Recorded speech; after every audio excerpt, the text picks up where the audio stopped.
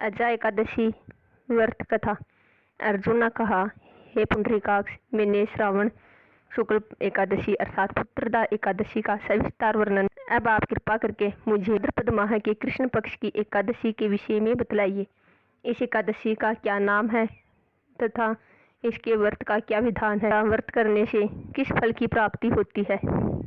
श्री कृष्ण ने कहा, हे कुंती पुत्र, भाद्रपद माह के कृष्ण पक्ष की एकादशी को अजा एकादशी कहते हैं। व्रत करने से सभी पाप नष्ट हो जाते हैं। इस लोक और परलोक में मदद करने वाली इस एकादशी के समान संसार में दूसरा कोई। अब ध्यान पूर्वक इस एकादशी का महात्म्य श्रवण करो। पौराणिक काल में भगवान श्री राम के वंश में अयोध्या नगरी में एक चक्रवर्ती राजा हरिश्चंद्र नाम के एक राजा हुए थे। राजा अपनी सत्यनिष्ठा और ईमानदारी के लिए प्रसिद्ध थे। बार देवताओं ने इनकी परीक्षा लेने की योजना बनाई। राजा ने स्वप्न में देखा कि ऋषि विश्वामित्र को उन्होंने अपना राजपाट दान कर दिया। वह विश्वामित्र वास्तव में उनके द्वार पर आकर कहने लगे, तुमने स्वप्न में मुझे अपना राज्य दान कर दिया। राजा ने सत्यनिष्ठ व्रत का पालन करते हुए संपूर्ण राज्य विश्वामित्र को सौंप दिया। दान के लिए दक्षिणा चुकाने हेतु राजा हरिश्चंद्र को पूर्व जन्म के कर्म फल के कारण पत्नी, बेटा और खुद को बेचना पड़ा।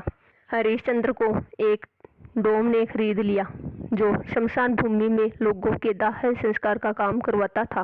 स्वयं वह एक चांडाल का दास बन गया। उसने उस चांडाल के यहाँ कफन लेने का काम किया, किंतु उसने इस आपत्ति के काम में भी सत्य का साथ नहीं छोड़ा।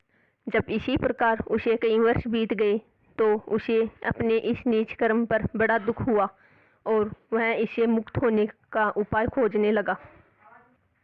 वह सदैव इसी चिंता में रहने लगा कि मैं क्या करूं, किस प्रकार इस नीच कर्म से मुक्ति पाऊं। एक बार की बात है, वह इसी चिंता में बैठा था कि गौतम ऋषि उसके पास पहुंचे। हरिश्चंद्र ने उन्हें प्रणाम किया और अपने दुख भरी कथा सुनाने लगे। राजा हरिश्चंद्र की दुख भरी कहानी सुनकर महर्षि गौतम भी अत्यंत दुखी हुए और उन्होंने राजा से कहा, हे राजन, भादो माह के कृष्ण एकादशी का नाम अजा एकादशी है। तुम उस एकादशी का विधान पूर्वक व्रत करो और रात्रि का जागरण करो, इससे तुम्हारे सभी पाप नष्ट हो जाएंगे। महर्षि गौतम इतना कहकर आलोचा नाम की एकादशी आने पर राजा हरिश्चंद्र ने महर्षि के कहे अनुसार विधान पूर्वक उपवास तथा रात्रि जागरण किया। इस व्रत के प्रभाव से राजा के सभी पाप नष्ट हो गए। उस समय स्वर्ग में नगाड़े बाजने लगे तथा पुष्पों की वर्षा होने लगी। उन्होंने अपने सामने ब्रह्मा, विष्णु, महेश तथा देवेंद्र आदि देवताओं को खड़ा पाया। उन्होंने अपने मृतक पुत्र को जीवित तथा अपनी पत्नी को राजस्वी वस्त्र तथा आभूषणों से परिपूर्ण देखा।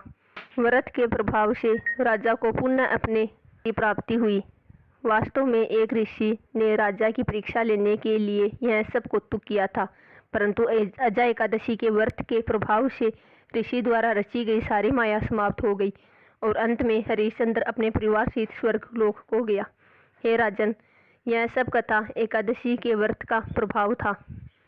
जो मनुष्य इस उपवास को विधान पूर्वक करते हैं तथा रात्रि जागरण करते हैं, उनके सभी पाप नष्ट हो जाते हैं और अंत में वे स्वर्ग को प्राप्त करते हैं। इस एकादशी व्रत की कथा के श्रवण मात्र से ही अश्वमेध यज्ञ के फल की प्राप्ति हो जाती है।